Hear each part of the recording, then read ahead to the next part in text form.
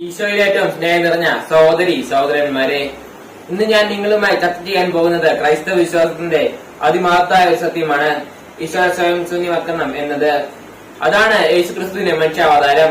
ക്രൈസ്തവ ദൈവശാസ്ത്രത്തിൽ സ്വയം ശൂന്യവൽക്കരണം എന്നത് ഗ്രീക്ക് പദമായ കൊനോസിസ് എന്ന ആശയത്തിൽ നിന്നും ഉരുത്തിരിഞ്ഞതാണ്. ദൈവത്തിന്റെ രൂപത്തിലായിരുന്നുവെങ്കിലും അവൻ ദൈവവുമായുള്ള സമാനത നിലനിർത്തേണ്ടത് ഒരു കാര്യമായി പരിഗണിച്ചില്ല. തന്നെ തന്നെ ശൂന്യനാക്കിക്കൊണ്ട് ദാസന്റെ രൂപം സ്വീകരിച്ച് മനുഷ്യരുടെ സാദൃശ്യത്തിൽ ആയിത്തീർന്ന് ആകൃതിയിൽ മനുഷ്യനെ പോലെ കാണപ്പെട്ടു. മരണം വരെ, അതേ കുരിശു മരണം വരെ അനുസരണയുള്ളവനായി തന്നെ തന്നെ താഴ്ത്തി. ഈശോ മനുഷ്യനായി ജനിച്ചത് വെറും സങ്കല്പമായിരുന്നില്ല, അതിന് ദീപ്തമായ ഒരു ലക്ഷ്യമുണ്ടായിരുന്നു. മോക്ഷം പ്രദാനം ചെയ്യുക, സ്നേഹത്തിന്റെയും സേവനത്തിന്റെയും മാതൃക നൽകുക, മനുഷ്യജീവിതത്തിന്റെ പുതിയ അർത്ഥം നൽകുക എന്നിവയായിരുന്നു ആ ലക്ഷ്യം. താഴ്മയും ത്യാഗവുമാണ് മനുഷ്യജീവിതത്തിലേക്കുള്ള വഴി. നമ്മുടെ പരിമിതികളിലും ദൈവത്തെ കണ്ടെത്തുക, ദൈവസ്നേഹത്തിലൂടെ മനുഷ്യ സ്നേഹത്തിലേക്ക് നടന്നെടുക്കുക. ഈശോയുടെ ശൂന്യവൽക്കരണം ലോകത്തിന് മുന്നിൽ ഒരിക്കലും മറക്കാനാകാത്ത സന്ദേശമാണ്.